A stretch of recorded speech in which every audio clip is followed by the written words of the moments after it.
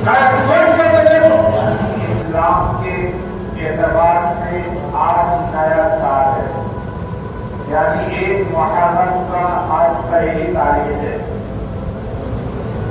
اور اس مہینے کے اندر میں آپ لوگوں کو بخوبی معلوم ہوگا کتنی بڑی بڑی شہادتیں پیش کی گئی ہیں، جس میں سب سے پہلے حضرت عمر فاروق رضی اللہ تعالی عنہ، جن کی بھی شہادت اسی مہینے کے اندر میں ہوئی تھی۔ حضرت عمر فاروق رضی اللہ تعالی عنہ وہ ہے جن کو اللہ کے نبی صلی اللہ تعالی علیہ وسلم نے اپنی دعاؤں کے اندر مانگا تھا۔ اللہ کے نبی صلی اللہ علیہ وسلم حضرت عمر فاروق رضی اللہ تعالی عنہ اور ابو جہل ان دونوں کو دعاؤں میں مانگا تھا کہ اللہ اگر آپ کے نزدیک عمر بہتر ہے تو عمر کو ہدایت عطا فرما دے، یا ابو جہل بہتر ہے تو ابو جہل کو ہدایت عطا فرما دے۔ تو اللہ کے نبی صلی اللہ تعالی علیہ وسلم نے تقریباً 6 مہینہ لگاتار دعا مانگی تو اللہ پاک نے حضرت عمر فاروق رضی اللہ تعالی عنہ اجمعین کو ایمان کی دولت سے مالا مال کیا تھا۔ میرے عزیزوں، ان کا تذکرہ کرنا اس لیے ضروری ہو جاتا ہے کہ ان کی شہادت 1 محرم کو ہوا، یعنی حضرت عمر فاروق رضی اللہ تعالی عنہ کو خنجر جو لگا تھا وہ 27 تاریخ کو لگا تھا، اور ان کا جو انتقال ہوا، وفات ہوا، وہ 1 محرم کو ہوا تھا۔ اسی لیے سب سے نیا اسلام کے اعتبار سے، اسلام کے کیلنڈر کے اعتبار سے سب سے پہلا مہینہ محرم کا آتا ہے، اور محرم کی پہلی تاریخ کے اندر میں حضرت عمر فاروق رضی اللہ تعالی عنہ اس دنیا سے چلے جاتے ہیں۔ تو سب سے بہت بڑی شہادت ہے۔ بعد عمر فاروق رضی اللہ تعالی عنہ وہ صحابی ہے جن کے بارے میں تذکرہ آتا ہے کہ جو عمر فاروق رضی اللہ تعالی عنہ زمین کے اوپر میں پیغام سناتے تھے، جو فیصلہ کر دیتے تھے، اللہ کی طرف سے قرآن میں وہی فیصلہ اتر جاتا، وہ عمر فاروق ہے۔ میرے عزیزوں، اسی طریقے سے آپ لوگوں نے بھی سنا بھی ہوگا اور ہر سنتے ہیں کہ حضرت امام حسین رضی اللہ تعالی عنہ اجمعین کی بھی شہادت اسی مہینے میں ہوئی۔ کہا کہ حضرت امام حسین وہ تھے کہ اللہ کے نبی صلی اللہ علیہ وسلم نے ارشاد فرمایا کہ اگر تم حسین سے محبت کرو گے تو مجھ سے محبت کرو گے، اگر مجھ سے محبت کرو گے تو حسین سے محبت کرو گے، یعنی میں حسین سے ہوں، حسین مجھ سے۔ تو میرے عزیزوں، یہ حسین رضی اللہ تعالی عنہ اجمعین ہے۔ تقریباً 6 یا 6.5 برس کی عمر میں اللہ کے نبی صلی اللہ تعالی علیہ وسلم مسجد کے اندر امامت فرما رہے تھے، اور حضرت امام حسین آئے، اللہ کے نبی سجدے کی حالت میں ہے۔ حضرت امام حسین رضی اللہ تعالی عنہ اجمعین اللہ کے نبی کے پیٹھ کے اوپر سوار ہو گیا۔ جب سوار ہو گیا تو اللہ کے نبی صلی اللہ تعالی علیہ وسلم سجدے کو لمبا کر دیا۔ صحابی رسول سجدے کی حالت میں سے سر کو اٹھایا اور دیکھا تو دیکھا کہ اللہ کے نبی سجدے کی حالت میں ہے، ان کے پیٹھ کے اوپر میں حضرت امام حسین بیٹھے ہوئے۔ ایک صحابی رسول ہاتھ پر آیا، اسے نیچے اتار دے، اللہ کے نبی صلی اللہ علیہ وسلم نے ہاتھ کو روک دیا، کہا کہ نہیں، میرا نواسا میرے پیٹھ کے اوپر بیٹھا ہے، اسے تکلیف نہیں دینا، اسے تکلیف نہیں دینا۔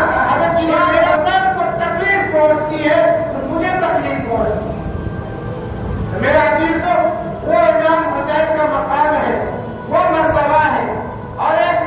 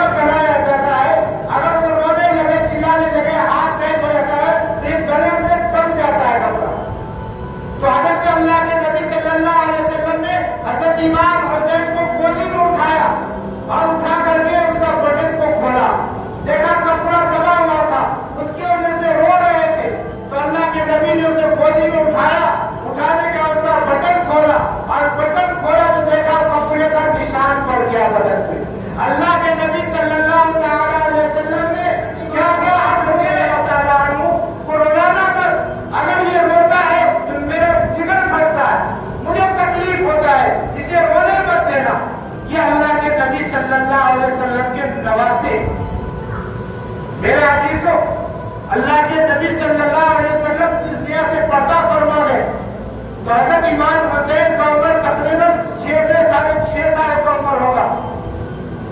ایک طرف حضرت امام حسین ہے، ایک طرف حضرت امام حسن ہے، دونوں اللہ کے نبی کے نواسے ہیں۔ کہا کہ حضرت ابو بکر صدیق رضی اللہ تعالیٰ عنہ جب خلیفہ بنے، امیر المومنین بنے، تو کہا کہ منبر رسول پر بلایا گیا۔ جب پھر آ کر کے بیٹھے تو خطاب کرنے کے لیے صحابہ پوچھنے لگے کہ عمر کچھ خطاب کیجئے، کچھ بتائیے۔ تو حضرت ابو بکر صدیق رضی اللہ تعالیٰ عنہ کہنے لگے کہ حضرت امام حسن اور حسین کہاں ہیں؟ حضرت امام حسن اور حسین کہاں ہے؟ تو اللہ کے نبی صلی اللہ علیہ وسلم کے نواسہ کو لایا گیا اور لا کر کے ایک دائیں طرف حضرت امام حسین کو بٹھایا اور بائیں طرف حضرت امام حسن کو بٹھایا اور بیٹھانے کے بعد کہا کہ صحابہ، اللہ کے نبی صلی اللہ علیہ وسلم نے ارشاد فرمایا تھا کہ اگر تم لوگوں کو مجھے دیکھنا ہے تو میرے نواسے کو دیکھ لینا، میرے نواسے کا در میں تجھے ملوں گا۔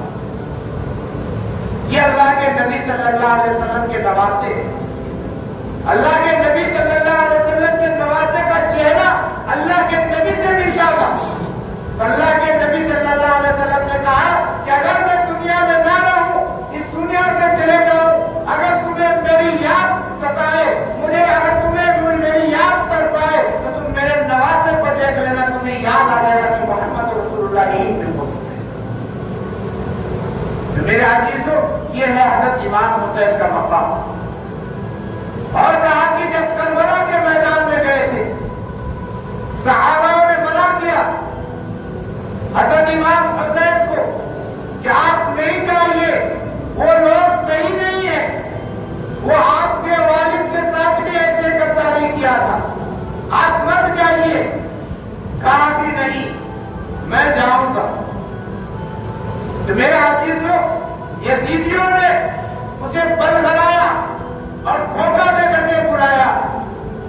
کہا کہ بچپن سے لے کر کے جب کربلا کے میدان میں پہنچے تھے تو حضرت امام حسین کی عمر تقریباً 58 سال کی تھی۔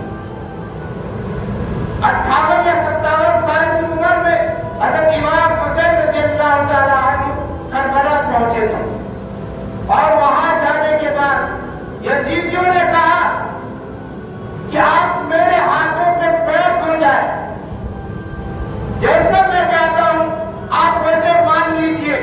کہا کہ نہیں، میں تمہارے ہاتھ میں کبھی بھی بیعت نہیں ہو سکتا، کیونکہ میں اللہ کے نبی صلی اللہ علیہ وسلم کے نواسا ہوں، میں خاندانی لوگ ہوں، میں نبیوں کے گھرانے کا لوگ ہوں، میں تمہارے ہاتھ بیعت نہیں ہو سکتا۔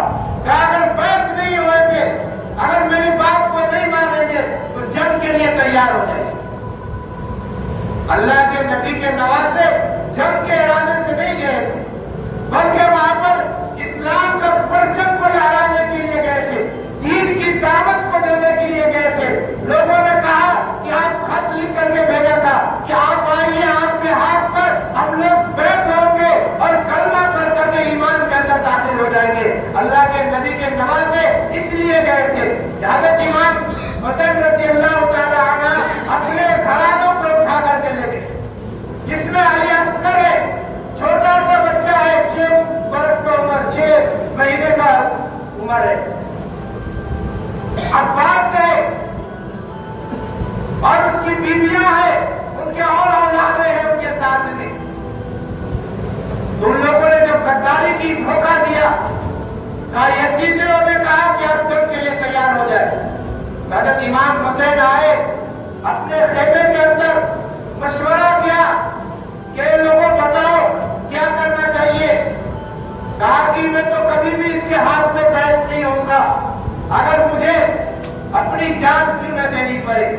تو میرے عزیزوں، اس میں بڑی پوائنٹ کی بات ہے، اللہ کی حکمت دیکھیے۔ کہا کہ لوگ اپنے گردن کو کٹانے کے لیے ہاتھ سے بچاتا ہے، ہاتھ کو آگے کرتا ہے تاکہ ہاتھ سے ہم روک لے، ہمارے گردن تک کوئی بات نہ پہنچے، ہمارے گردن سلامت رہ جائے، زندگی کی دعائیں مانگتا ہے۔ لیکن حضرت امام حسین رضی اللہ تعالیٰ عنہ کہا کہ ہاتھ کو ان یزیدیوں کے ہاتھ میں دینا پسند نہیں کیا، بلکہ اپنے گردن کو اللہ کے راستے میں قربان کرنا پسند کرتا۔ نماز کی حالت میں ہم کہتے ہیں کہ آج ہم لوگ حسینی ہے۔ میرے عزیزوں، ذرا اس میدان کو یاد کیجئے، اس کربلا کے میدان کو دیکھیے اور سمجھیے اس کربلا کے میدان میں حضرت امام حسین رضی اللہ تعالیٰ عنہ جنگ کی حالت میں ہے، لیکن نماز کو نہیں چھوڑا، نماز کو مضبوطی کے ساتھ پکڑ کے رکھا اور ایک با ایک کر کے لڑتے رہے، جنگ میں جاتے رہے، لڑتے رہے، شہید بھی ہوتے رہے۔ کہا کہ کربلا کے میدان میں 72 صحابہ شہید ہوئے اور حضرت امام حسین کو ان یزیدیوں نے جب وار کیا، حضرت امام حسین نماز کی حالت میں تھے اور سر سجدے میں تھا، سر سجدے میں تھا، اور یزیدیوں نے آ کر کے حملہ کیا پیچھے سے، حضرت امام حسین کے گردن پہ مارا تھی، اس کے بعد تلوار مارا، پتہ نہیں پورے بدن زخمی کر دیا۔ آج ذرا سوچ کر دیکھیں، سمجھ کے دیکھیں، اس حالت میں بھی نماز کو نہیں چھوڑا۔ آج ہم لوگوں کے ساتھ کیا وہ حالات ہے یا کیا وہ منظر ہے؟ نہیں ہے، لیکن پھر بھی ہم لوگ نماز کے لیے ایک وقت کی بھی نہیں پڑھتے۔ جمعہ پڑھ لیے تو اللہ توفیق دیا تو جمعہ پڑھ لیے، نہیں تو جمعہ بھی غائب ہو جاتا ہے۔ ایسا ایمان ہے ہمارا، ہم کہتے ہیں حسینی ہے۔ میرے عزیزوں، اگر کل قیامت کے دن میدان محشر کے اندر میں اگر حضرت امام حسین کا نام لینے والوں اگر کہہ دیا کہ تم حسینی تھے، حسین کو ماننے والے تھے، حسین کے خون کے اندر جذبہ تھا، اس کے جنون تھا، لیکن پھر بھی انہوں نے نماز کو نہیں چھوڑا تھا، تم کیسے حسینی تھے کہ تم ایک وقت کا بھی نماز نہیں پڑھتے؟ کیا جواب دو گے؟ کیا منہ دکھاؤ گے وہاں پہ؟ کس منہ لے کر کے جاؤ گے امام حسین کے سامنے میں؟ سوچ کر کے دیکھو۔ آج میرا عزیزوں، اور کہا کہ اس مہینے کے اندر میں 9 یا 10 یا 11 محرم الحرام کے 9 یا 10 یا 11 2 دن کا روزہ رکھنا چاہیے۔ یہ روزہ کا اتنا بڑا ثواب ہے، کہا کہ پورے ایک سال، پچھلے ایک سال کے گناہ کو اللہ پاک معاف کر دیتا ہے۔ یہ 2 روزہ کی اتنی بڑی برکت ہے کہ اللہ پاک ان 2 روزہ رکھنے والوں کو پیچھے کے ایک سال کے سارے گناہوں کو معاف کر دیتا ہے۔ اللہ تعالیٰ ہمیں بھی اور آپ لوگوں کو بھی روزہ رکھنے کی توفیق عطا فرمائے اور زیادہ سے زیادہ اس مہینے میں عبادت کرنے کی توفیق عطا فرمائے۔ یہ بہت عجیب الشان مہینہ ہے، رحمت والا مہینہ ہے، حرمت والا مہینہ ہے۔ اللہ پاک نے محرم الحرام کے مہینے کو حرمت کا مہینہ قرار دیا ہے۔ اس مہینے میں ہم لوگ شادی بیاہ بھی نہیں کر سکتے۔ یہ مہینہ ایسا مہینہ ہے، اس مہینے میں جتنا ہو سکے زیادہ سے زیادہ اپنے گناہوں کے اوپر کنٹرول کرے، اپنے گناہوں کو اپنے اعمال سے ختم کرے اور نیکیوں کا اضافہ کرے۔ اگر ہم جھوٹ بولتے ہو تو جھوٹ بولنا چھوڑ دیں، اگر برے کام کرتے ہو تو برے کام کرنا چھوڑ دیں، اچھائی کو شروع کرے۔ اسلام کا پہلا مہینہ شروع ہوا ہے، اگر ہم اچھائی کو اس مہینے میں کریں گے تو پورے سال اللہ پاک ہمیں اچھی چیز کرنے کی توفیق عطا فرمائے۔ اللہ تعالی ہم سب کو ان باتوں کو پر عمل کرنے کی توفیق عطا فرمائے۔ وما توفیق الا باللہ، جو ذات سنت پر اس پر